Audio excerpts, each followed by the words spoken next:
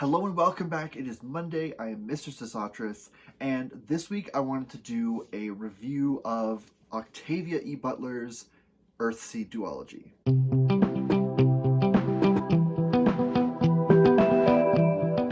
Now, this is one that's been on my TBR for a very long time. I've been sort of dreading reading it because I've heard that it's very bleak and depressing and is a little too close to home.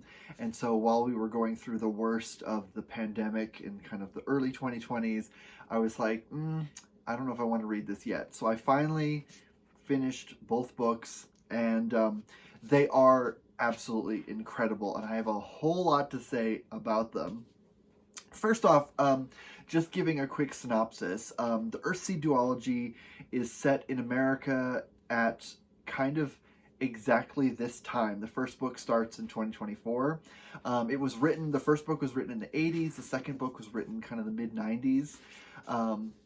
And she was looking at sort of a dystopian future where sort of late stage capitalism, climate change, religious extremism all sort of come to a head and leave sort of the wealthy sort of in walled off cities where no one else can get to them, and they travel around in like armored vehicles, and the whole rest of America is sort of struggling to get by in sort of this lawless, chaotic, sort of nightmarish landscape where sort of you don't know who to trust, and there's this particular drug that's really popular that makes people want to set fires, and so there's just lots of destruction and violence, and everyone is kind of trying to survive in this awful landscape. And then at the same time, there's not a lot of support for anyone. Things like the police are kind of a for-profit private organization now, and so in order to like call the police to help, you have to pay them to do it, and a lot of them won't actually help because, you know, they don't really care as long as they get paid, sort of thing. And so it's very, very bleak and depressing. But it tells the story of Lauren Olamina, and I hope I pronounced that right. But she is, at first, we see her when she's kind of a girl, and then for most of the book, in the first one, she's like 18, 19-ish, and then in the second book, she's kind of in her mid-20s. But we kind of see her journey through kind of surviving all of this. She was born with a sort of empathy disorder. It's not like she's not psychic and can't sense people. It's like if she sees someone getting hurt, then she feels what they feel very intensely. So it's not like she's not reading anyone's thoughts or anything, but her mother was on a certain drug while she was pregnant with her, and it just kind of affected the way that she is able to sort of relate to other people. But she has kind of this dream, this philosophy. It's almost like a new religion that she sort of come up with on her own, that sort of focuses on change and evolution and growth, and posits a future where humanity would kind of set aside its differences, come together, and journey out into space, because that's kind of where she feels like humanity's future lies. And so we kind of get her whole story as she's sort of living through sort of the decline of civilization, and then as she gets old enough, she's able to kind of go out and actually start collecting people to her, and sort of spreading her religion basically to other people in the hopes that she can actually help humanity sort of become better. Overall, it was a really good read, but it was not a fun read at times. As with all my reviews, I have sort of 5 criteria that I like to sort of analyze a text through, and the first one on the list is, do the characters feel like real people? And to that I would say absolutely yes. The characters are complex and deep, and no one is really like a perfect heroic character. Lauren as a protagonist feels like a very real person. She's not a savior archetype. She's just a person. She's a real person. She has flaws. The things that she believes in, some of it is great, some of it is sort of not really realistic, but her heart is kind of in the right place. But the things that she does, she doesn't always make the right decision. She doesn't always do things for the good of the group.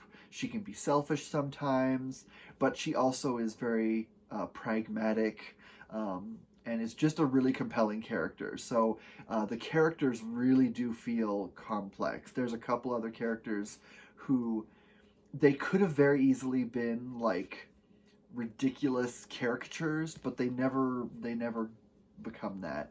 Everyone has their flaws, everyone has their things that they're good at, and just the whole experience, like that's really what keeps you going through this series, is your relationship with the characters. And also seeing the way that the main character is sort of challenged by others, is what keeps you going. You don't always agree with what she's saying, but seeing how she reacts to other people, and when she discusses her beliefs, and when things challenge her worldview, seeing how she responds to that is really one of the most kind of interesting things about this whole series. All right, my second criteria is, did the writing style draw you in? And again, absolutely. Butler, I've read a lot of her other stuff. She has a very kind of journalistic, no-nonsense prose style. It reminds me a lot of like Arthur C. Clarke. He does lots of like, not super hard science fiction, but very detailed, very rooted in kind of reality, kind of sci-fi. And Butler's very much like that. She writes, it's not flowery, florid, purple prose. There's not tons of just description for the sake of description. Her focus is on just kind of the characters, how they feel, their body language, their dialogue, and then the kind of things that they see. And so you get a very stark, kind of no-nonsense view of everything, which I really, really appreciate. I love the way she writes dialogue. Her characters are kind of messy and complicated, and she conveys that very well without the dialogue ever being sort of too messy to sort of follow. Because, there's some authors who try to render real speech so accurately that it becomes sort of frustrating to read, because people, the way they talk is totally different than the way people write. And some people, if you wrote down exactly what they were saying, it would just be full of like non sequiturs and run-on sentences, and it would be really, really difficult. Just like hearing me talk right now, I am not the most grammatical, clear person when I'm talking. I kind of ramble a bit. But she's able to kind of convey that sort of messiness and like reality to her dialogue, while still keeping it something that is you can read it, and you can follow everything, and it conveys lots about the characters. So I really love Butler's writing style. The next criteria is, did the plot move at an appropriate pace? And again, this is definitely a yes. This is very much the kind of story that could have become very bogged down in sort of dwelling on the horrors of the present, because a lot of awful stuff happens, and they encounter people who have gone through really awful things. And there's a sense that if you dwelled too much on it, you wouldn't really want to keep reading it. And so I really like the way that she does this, is she makes everyone's short-term and long-term goals very clear. And so regardless of what's happening, you always know what people want and what they need to do. And that keeps the plot going forward. It keeps it from becoming oppressive. Even when things get really bleak and depressing and sad and tragic, you kind of know where things are going, and you know what everyone wants, and that keeps the pace very interesting, and it keeps you really, really engaged. The next criteria is, were you still thinking about it after you finished? And absolutely, this is very much a series that stays with you. And I'm not just talking about like the violence or the gruesome moments. She knows how people think, and she knows kind of what humanity is made of, and what they can accomplish. And so the philosophical kind of side of things is really what keeps this in your brain. Politics, economics, fanaticism, just the human soul. She just explores all of that so well, and there's some really like insightful, complex observations about humanity that that just kind of leave you a bit reeling, because she doesn't sugarcoat things. There's some science fiction authors or like dystopian writers who they always have to kind of simplify things a little bit just to make it work as a narrative, because there always is a bit of artifice in any kind of narrative, and so there's always going to be a little bit of, you have to kind of nudge things in the right way to make the world kind of work, when you have world building in a dystopian environment.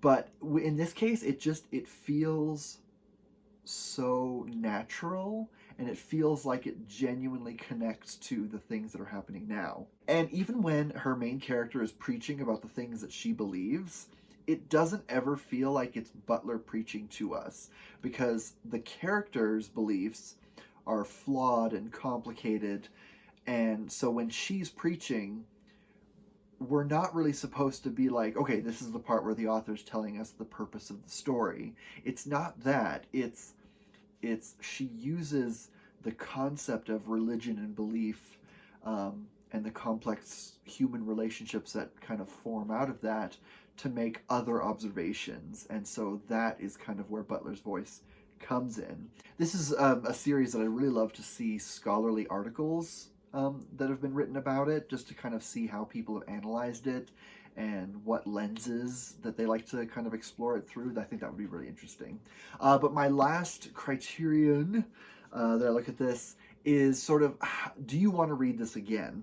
And that's sort of a complicated answer, because while I was reading this, I was really impressed at how well it was written and the things it was discussing and all that.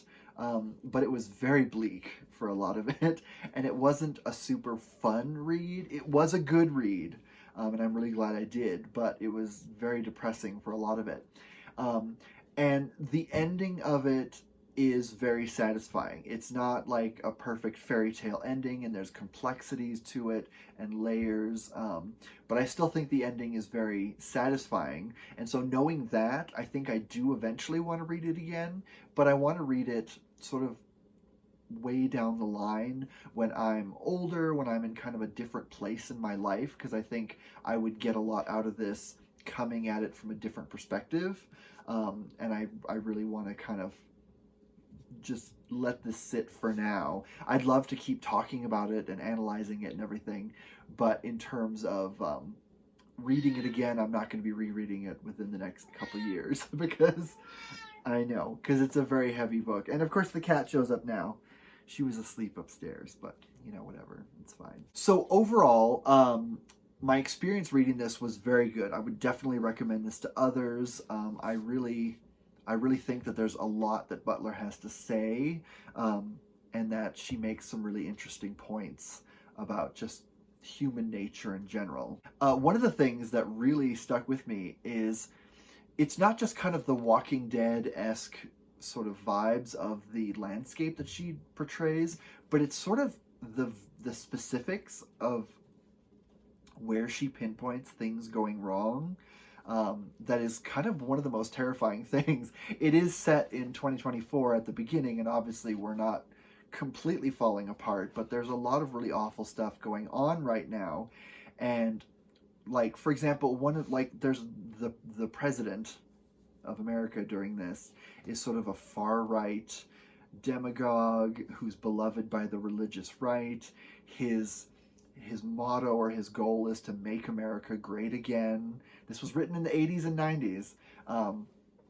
But it's a little close to home, and it's a little terrifying. Now, it's obviously not, exactly the same, but the broad strokes are very similar. She was very accurate in her prediction that sort of religious extremism would get to a point where the idea of human life would become less valuable than the importance of like business and the economy and stuff. And so there's a lot in here that you'll read it and you're like, ugh, this is kind of where we're heading if things don't change. I don't think we're ever going to get this bad, but for a lot of people living in the US and in other countries right now as well, a lot of people are facing things like this. And one thing that I really like is no matter how bleak and depressing this gets, there is a through line of hope that sort of is in the back. Sometimes it's very dim and, you know, it's not there, but there is always this hope that, like, no matter how bad things get, humanity does have the capacity to improve and make things better. So even if things aren't getting better, there's kind of this knowing that, you know, there are people out there that are doing good things and who are trying to help.